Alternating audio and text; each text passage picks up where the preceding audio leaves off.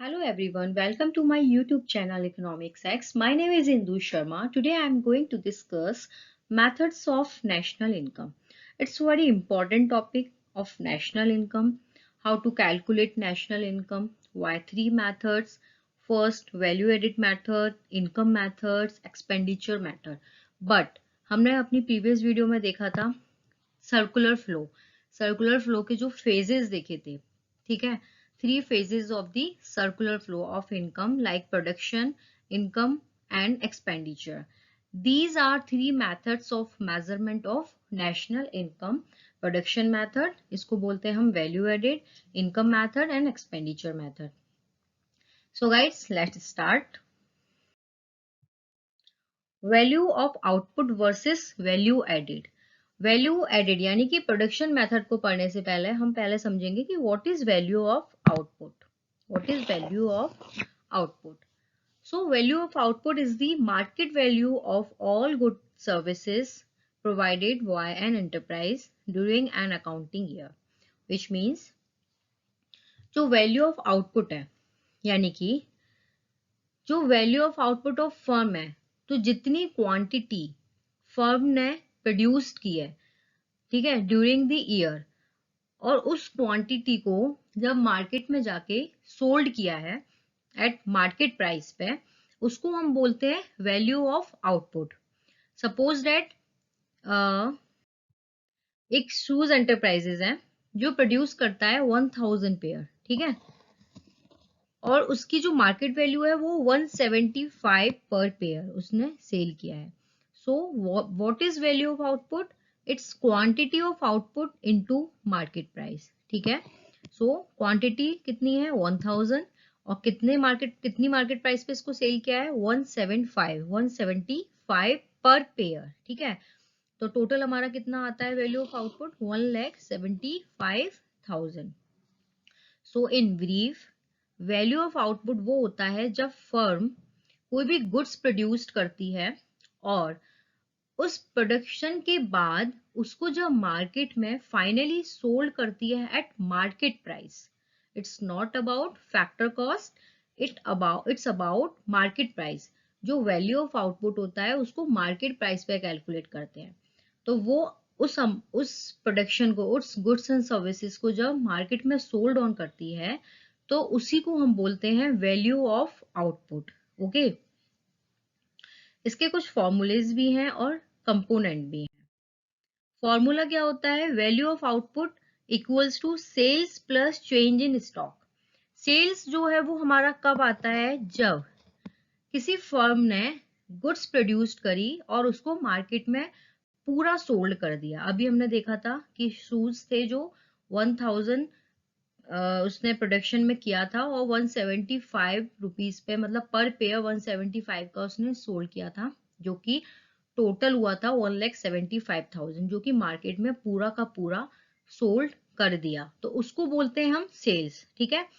सो अगर entire output of the year is sold during the year, then value of output equals to sales. I think, do you get that my point? अब यहाँ पे second point दे रखा है plus change in stock. Change in stock कब आता है? जब कुछ अमाउंट यानी कि कुछ output remains unsold during the year. एक सेल्स होता है जिसमें पूरा प्रोडक्शन, पूरा गुड्स जो है वो सेल कर दी, मार्केट में सोल्ड हो चुकी हैं. और चेंज इन स्टॉक जब आता है जब कुछ आउटपुट, ठीक है, सम आउटपुट रिमेन्स अनसोल्ड, जो कि नहीं सेल हुआ है, तो वो किस में कन्वर्ट होता है? It's convert in change in stock. और उसको हम कहाँ ऐड करते हैं? इन्वेंट्री. कहाँ ऐड करते हैं हम इसको? इन्वेंट्री में, ठीक है. चेंज इन स्टॉक कैसे आता है? Closing stock minus opening stock. अब सेकंड फॉर्मूला हमने अभी प्रीवियस फॉर्मूले में लगा के उस एग्जाम्पल को सॉल्व किया था. आउटपुट सोल्ड, जितना आउटपुट सोल्ड हुआ है, जितने मार्केट प्राइस पे सेल हुआ है, into market price plus change in stock यानी कि इन्वेंट्री. दूसरा फॉर्मूला होता है value of output equals two factors payments. तो फैक्टर्स पेमेंट्स क्या होती हैं? In form of rent, wages, interest and profit, ठीक है, rent, wages, interest and profit, plus intermediate consumption, plus depreciation, plus net indirect tax. ये हमारा होता है दूसरा फॉर्मूला कैलकुलेट करने के लिए वैल्यू ऑफ आउटपुट को। अब यहाँ पे एक और पॉइंट दे रखा है, दैट इज कंपोनेंट, ठीक है। तो ये कंपोनेंट जो होते हैं वो क्या होते हैं वैल्यू ऑफ आउटपुट के? दो कंपोनेंट होते हैं, first cost and second revenue, ठीक है। तो जो कॉस्ट कंपोनेंट होता है वो कौन से होते हैं हमारे? ये वाले होते हैं, factor payments plus indirect intermediate consumption plus depreciation plus net indirect tax. Factor payments में rent, wages, interest and profit. और सेकंड कंपोनेंट होते हैं दैट इज कॉस्ट कंपोनेंट। वो कौन से होते हैं? ये वाले होते हैं, sales plus change in stock. Change in stock equals to closing stock minus opening stock. I hope आपको ये क्लियर हुआ होगा। नेक्स्ट स्लाइड पे चलते हैं। Value added, value of output हमने पढ़ लिया कि जितना फर्म ने गुड्स एंड सर्विसेज का प्रोडक्शन किया और उसको मार्केट में जाके सोल्ड किया, ठीक है, तो that is value of output. And what is value added? Value added होता है वो होता है it's difference between value of output जो प्रोडक्शन हुआ and value of intermediate input, ठीक है। वैल्यू ऑफ आउटपुट अभी हमने पढ़ चुके हैं। वैल्यू ऑफ इंटरमीडिएट इनपुट मतलब उस प्रोडक्शन में जितना भी रॉ मटेरियल लगा, जितनी भी सर्विसेज लगी, ठीक है, that is value of intermediate input. तो वैल्यू एडेड क्या हुआ? Value of output minus intermediate consumption.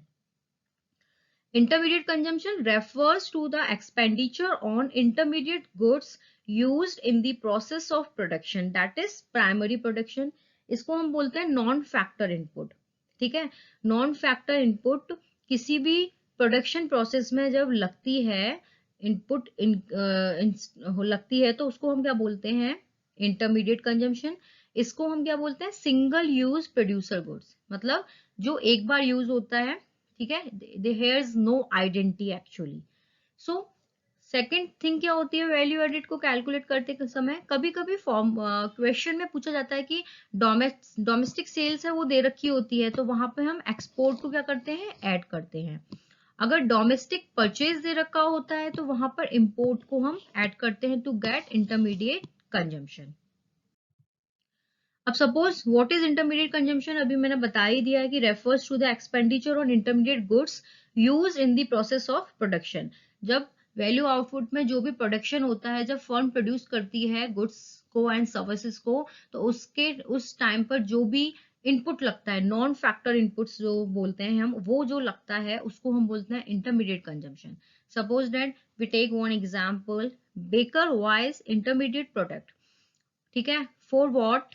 For transform bread. तो उसने क्या क्या लिया? मिल्क लिया, फ्लोर लिया एंड शुगर लिया, ठीक है, जिसकी वर्थ थी कितनी? 800, ठीक है, जिसकी वर्थ थी 800।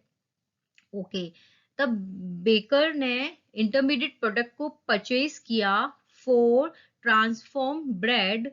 तो ब्रेड में ट्रांसफॉर्म करने के बाद मार्केट वैल्यू कितनी आती है? 1200। ओके, इंटरमीडिएट कंजम्पशन कितना था? 800।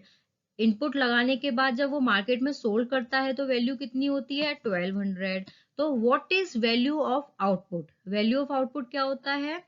जब वैल्यू ऑफ आउटपुट डेफिनेटली हमारा क्या हुआ? जब जो प्रोडक्शन हुआ उसको जब हम मार्केट में सोल्ड करते हैं तो मार्केट वैल्यू पे जो हम कैलकुलेशन करते हैं that is value of output. तो वैल्यू ऑफ आउटपुट हमारा क्या हुआ? 1200, ठीक है।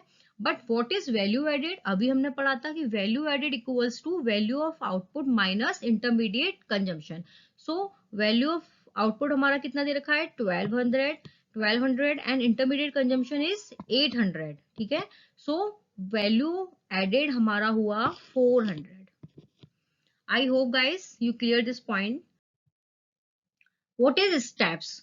वैल्यू एडेड को कैलकुलेट करने के लिए, और जब हम ये नेशनल इनकम निकालते हैं by production method, by product method, और वैल्यू एडेड के और भी नेम है, industrial origin method, net output method, है ना। तो इससे जब हम क्या निकालते हैं, नेशनल इनकम निकालते हैं, तो here we have to follow some steps. First, identification and classification of production units. ठीक है, तो प्रोडक्शन यूनिट में 3 यूनिट्स होती हैं, प्राइमरी, सेकेंडरी एंड टर्सरी। जब इनसे जो भी प्रोडक्शन हमारा होता है तो हम उसके सम को हम ऐड करते हैं।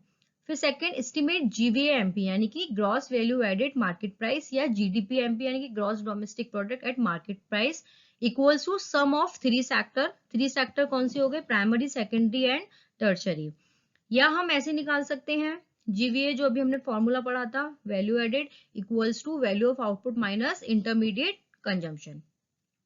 सेकेंड, थर्ड स्टेप है कैलकुलेट एनडीपीसी, यानी कि जब जीवीए एमपी निकल जाता है या जीडीपी एमपी निकल जाता है, उसके बाद हमें क्या निकालना है, एनडीपीएफसी।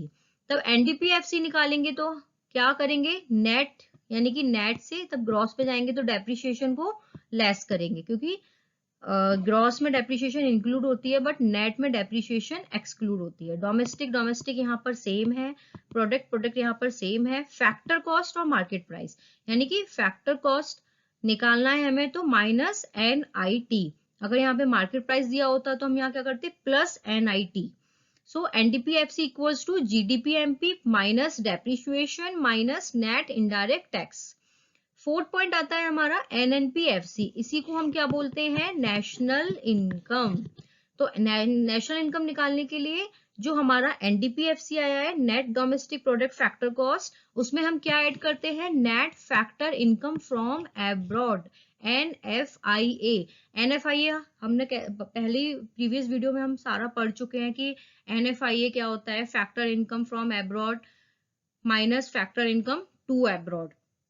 So ये steps हो गए, and we see some precautions what we include while calculating value added method, and what we exclude. So first, include production for self consumption.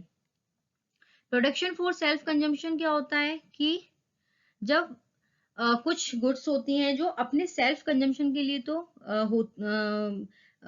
वो की जाती हैं, प्रोड्यूस की जाती हैं, बट एक्चुअली में उनको नेशनल इनकम में कैलकुलेट करते हैं क्योंकि उसके आउटपुट को मेजर किया जाता है, बट ओपन मार्केट में उसको सोल्ड नहीं किया जाता। ठीक है, तो सेल्फ कंजम्पशन गुड्स होता है वो काउंट की जाती है इन नेशनल इनकम में, because they contributed to the output of the financial year, कि कितना आउटपुट हमारा प्रोड्यूस हुआ है, राइट। बट इन जो ये प्रोडक्ट जो होती है उसकी एस्टिमेशन को तो कैलकुलेट करते हैं बट मार्केट में सोल्ड नहीं करते हैं। So production for self consumption. Imputed rent of owner occupied house, इसका मतलब ये हुआ कि जो ऑनर है वो अपने घर में रह रहा है, ठीक है, तो वो सेम सर्विसेज ले रहा है जो एक रेंटर किसी रेंट हाउस में लेके रह के लेता है, ठीक है, सेम सर्विसेज हैं दोनों के लिए। तो imputed rent of owner occupied house जो होता है, यानी कि ऑनर होता है जो अपने ही घर में रह रहा है और सारी सर्विसेज को ले रहा है, वो भी नेशनल इनकम में हम क्या करते हैं, कैलकुलेट करते हैं। ओके, नेक्स्ट आता है change in stock. Change in stock वो क्या होता है, वो भी कैलकुलेट होता है, बिकॉज कोई भी इन्वेंट्री में चेंज होगा तो वो अगर हम कैलकुलेशन में लेंगे तो उससे पता चलता है ना कि कितना इन्वेंट्री हमारा इंक्रीज हो रहा है और कितना डिक्रीज हो रहा है, तो it's part of calculation of national income. Next आता है प्रोडक्शन ऑफ फिक्स्ड कैपिटल, इसको भी हम नेशनल इनकम में कैलकुलेट करते हैं। अब नेक्स्ट टर्म है what we exclude. First, intermediate goods. Intermediate goods क्यों, क्योंकि नेशनल इनकम में हम फाइनल गुड्स को ऐड करते हैं, इंटरमीडिएट गुड्स को हम इंक्लूड नहीं करते हैं, बिकॉज ये ऑलरेडी अकाउंटेड होती हैं for the valuation of final product. अगर हम इसको दोबारा इंक्लूड करते हैं तो इससे क्या होगा, डबल काउंटिंग प्रॉब्लम है वो अराइज होती है। So what is double counting problem, कि जो डबल काउंटिंग प्रॉब्लम होती है वो ये होती है कि किसी भी वैल्यू को, यानी कि कोई भी वैल्यू को हम एक या एक से अधिक बार ऐड करते हैं वाइल कैलकुलेटिंग नेशनल इनकम। अब वो होता है कोई भी सेम प्रोडक्ट है ना, जैसे सपोज दैट हमने ब्रेड के लिए क्या लिया, हमने व्हीट लिया, है ना, और भी जो भी रॉ मटेरियल हमने यूज किए, तो उस वैल्यू जब फाइनल प्रोडक्ट बन के आता है, यानी कि फाइनल जब ब्रेड बन के आती है, तो ऑलरेडी उसमें जो इंटरमीडिएट कंजम्पशन है वो इंक्लूड होती है। अगर हम दोबारा इंक्लूड करेंगे तो क्या होगा, it's arise double counting problem, मतलब 2 बार वो कैलकुलेट हो जाएगी नेशनल इनकम में, ठीक है।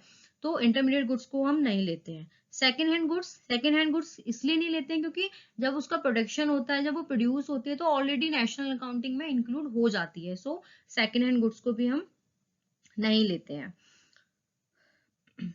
ओके, अब नेक्स्ट आता है डोमेस्टिक सर्विसेज। डोमेस्टिक सर्विसेज जैसे कि हाउसवाइफ है, ठीक है, उसकी वो अगर कुछ भी कर रही है अपने घर में, तो डेफिनेटली उसका नहीं होगा, क्योंकि it's about for self consumption services हो गई, तो उसको हम फिगर आउट नहीं करते हैं वाइल कैलकुलेटिंग नेशनल इनकम। ये हो गया हमारे कुछ प्रिकॉशंस। अब यहाँ पे क्वेश्चन है, जो अभी हमने जितना भी कॉन्सेप्ट पढ़ा उसके बेस पे कुछ क्वेश्चन है जो मैंने यहाँ पे मेंशन किए हैं, तो आई होप हम इसको सॉल्व करें अच्छे से। So calculate the value added by firm X from the following data. Items दे रखे हैं, sales, purchase of raw material, import of raw material, final stock and initial stock. हमें कैलकुलेट क्या करना है, हमें कैलकुलेट करना है value added. Okay, so value added का फॉर्मूला क्या था, पहले हम क्या निकालेंगे इसमें, value of output. So value of output हमारा क्या है, वैल्यू ऑफ आउटपुट होता है sales plus change in stock. Sales यहाँ पे कितना दे रखा है, 500 दे रखा है, और change in stock, final stock minus initial stock, so 50 minus 20, तो कितना आया हमारा वैल्यू ऑफ आउटपुट 530, ठीक है। अब इसी से हम निकालेंगे वैल्यू एडेड। वैल्यू एडेड क्या होता है, value of output minus intermediate consumption. तो वैल्यू ऑफ आउटपुट हमने कितना निकाला, 530 निकाला, and what is intermediate consumption, it's 200, purchase of raw material. So कितना आया आंसर, 530 में से 200 गया तो 330, ये हो गया हमारा value added. Next question guys, just take screenshot and आप इसको अपने से सॉल्व करो, और इसके सॉल्यूशन को कमेंट सेक्शन में लिख के बताओ मुझे। और फिर हम आगे जो हमारे 2 मेथड और हैं, expenditure method and income method, उसको हम समझेंगे। फिर नेशनल इनकम के हम प्रैक्टिस सेट सॉल्व करेंगे, जो हमारे सेकेंड टर्म सिलेबस के अकॉर्डिंग है, और ताकि हमारा स्कोर भी अच्छा हो, और प्रैक्टिस सेट सॉल्व करने से हम इजीली चीज़ों को फाइंड आउट कर पाएं। So guys, I hope you like my video. If you like, so do subscribe and share more and more. And thank you so much.